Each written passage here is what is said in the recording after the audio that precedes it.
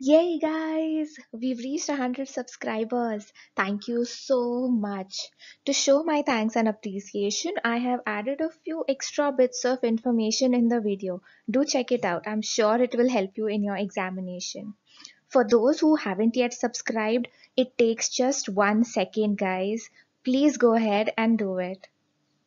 So, on request from quite a few students, I have come up with these MCQs on course 204, that is disaster management. And today we'll be discussing MCQs based on Unit 1 of this course, that is Introduction of Disaster Management. Let's begin. Question 1. A dash is an occurrence of a sudden unfortunate event which causes disruption of normalcy and widespread damage to life and property. Options are Option A, disaster management, Option B, natural disaster, Option C, disaster, and Option D, man-made disaster. As you can see, the correct answer would be Option C, disaster. Question 2. The 2005 Mumbai floods are an example of which level of disaster? So now some disaster plans identify disasters under three basic levels, that is 1, 2 and 3. But these are not defined under the criteria of amount of property destruction or number of deaths and all. But they are defined under the medical resources available. So level 1 is basically a localized multiple casualty disaster where the local medical resources available are enough to cater to the medical requirements of those who are injured. Okay. Whereas level 2 is a multiple casualty disaster, and here there are large number of casualties. So the local medical help is not enough and outside help is required. Under level 3, it is a mass casualty emergency. Over here, local and regional resources are not enough to cater to the requirements of the people. Hence, the state and the central agencies are also called in for help. So these are the three different levels. 2005 Mumbai floods was a level 1 disaster, and hence our answer is option A, level 1. Question 3. Rapid urbanization can lead to increase in the scope of disaster vulnerability. Give your opinion about this statement. Option A, I agree. Option B, I disagree. Option C, urbanization and disasters are unrelated. And option D, this statement doesn't make sense. The statement definitely makes sense. Rapid urbanization leads to a huge number of poor, helpless people competing for resources and safe accommodation. So, this constant struggle leads to quite a few man made disasters. Furthermore, low income families settle on slopes of hills, banks of flood prone rivers, making them all susceptible to natural disasters as well.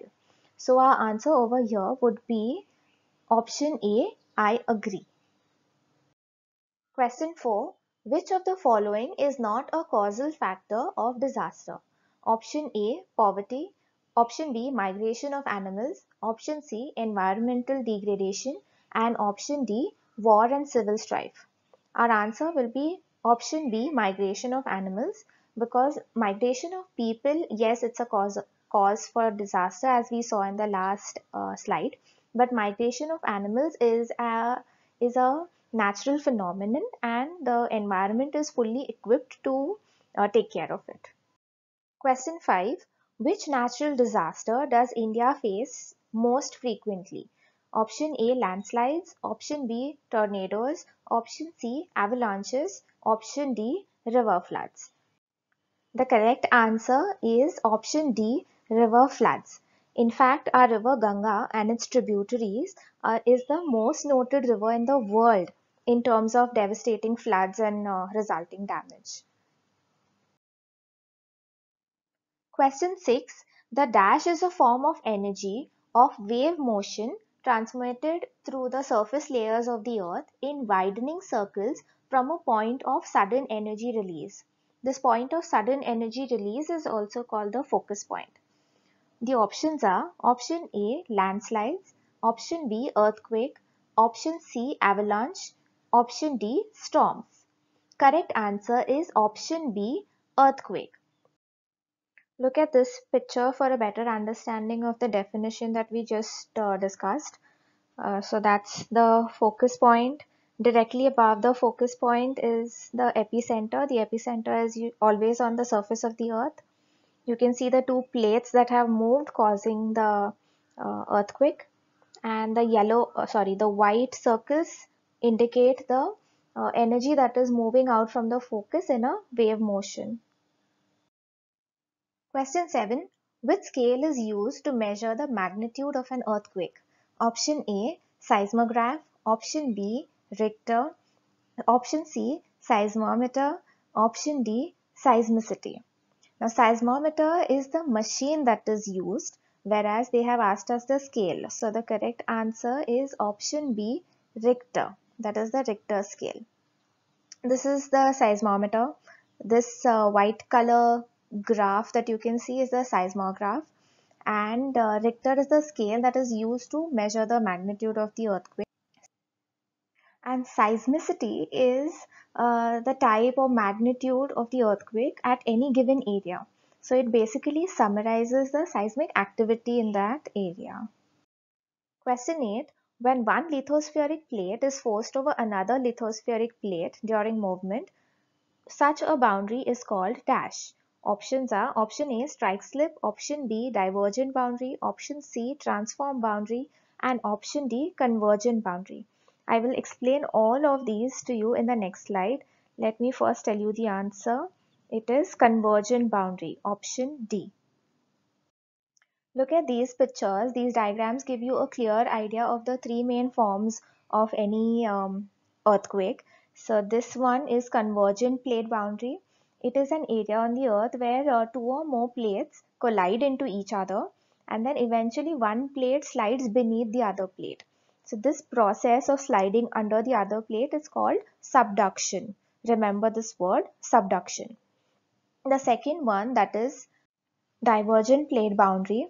You can see in the diagram that the two plates are moving away from each other. And in the third form, that is transform fault or plate boundary, here the two plates are moving against each other and rubbing along the edges. As a result of this rubbing, there's a huge stress created and it results in an earthquake. This kind of fault is also called a strike slip fault. Question 9. Dash are not caused due to earthquakes. Option A, tsunamis. Option B, forest fires. Option C, landslides. And option D, floods due to collapsed dam walls. Correct answer is option B, forest fires. Because forest fires are usually started because of lightning and very rarely due to combustion of dry leaves or sawdust. Another reason for forest fires could be human causes, human errors, but definitely not earthquakes. Question 10.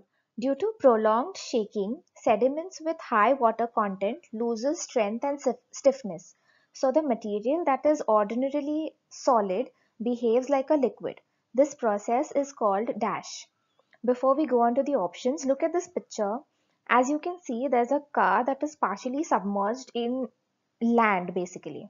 So obviously earlier it was standing on this land and now it's submerged in it. So the land has somehow lost its strength and has behaved like a liquid pulling in the car. The options are liquefaction, option B liquidation, option C sublimation, and option D subduction. We know it's definitely not subduction. The correct answer is option A liquefaction. To explain this process in a better manner, I'm going to show you another video in the next slide.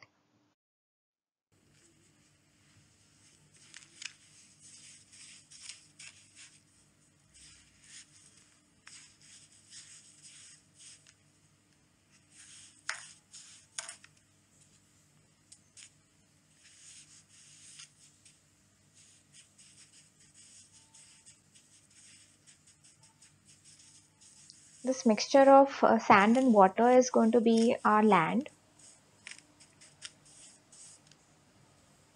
It looks pretty solid.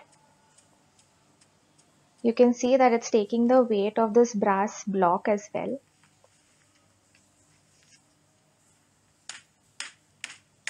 Let's consider this shaking as an earthquake. Can you see what is happening to the sand? It has suddenly started acting like a liquid.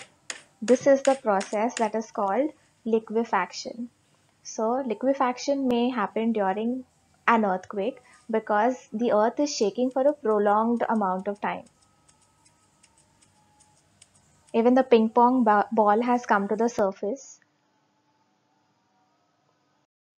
Okay, let's continue with our MCQs. MCQ number 11. What can we do to prepare for an earthquake? Option A, predict the occurrence of an earthquake. Option B, educate people about earthquakes and how to respond to it. Option C, get proper building permits and approvals. And option D, know your environment and building. The correct answer is option A, predict the occurrence of an earthquake. This is something that our scientists have not yet been able to do. Yes, we know the risk-prone areas and how it occurs, but it's really difficult to predict when and where it will occur. Question 12.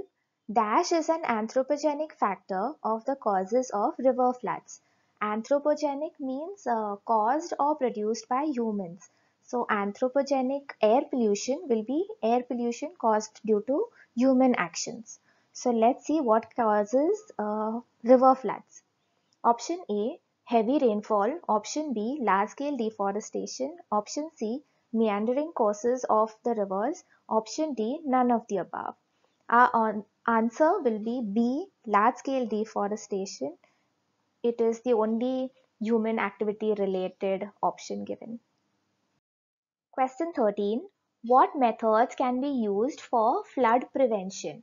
Point 1. Town planning. Point 2. Education. Point 3. Vegetation. Point 4. Sea or coastal defense walls. And point 5. Retaining walls or dams. Options you can see right in front of you. I will tell you the correct answer. It is all of the above.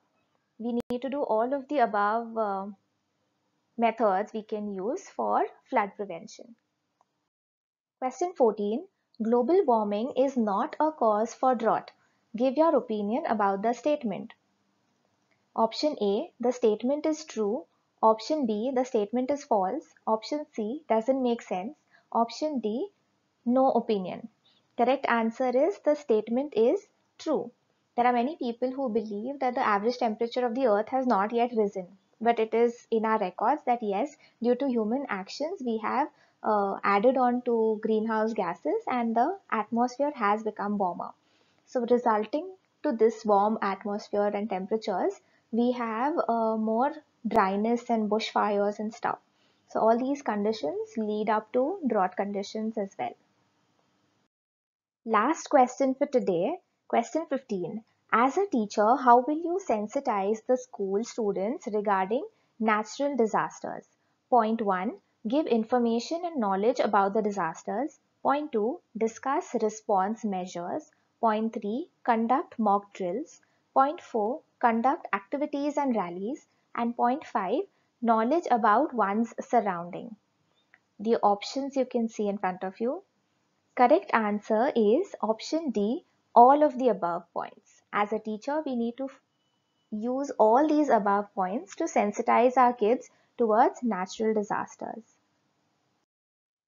Thank you people. That's it for today. I will be coming up with the second part of this video where I will be discussing more MCQs based on the same unit. So continue watching. I'm also coming up with mock tests for all the courses. So you need to subscribe to my channel, hit this link and you will be able to subscribe in just a second. Thank you very much and continue supporting. See you in the next video.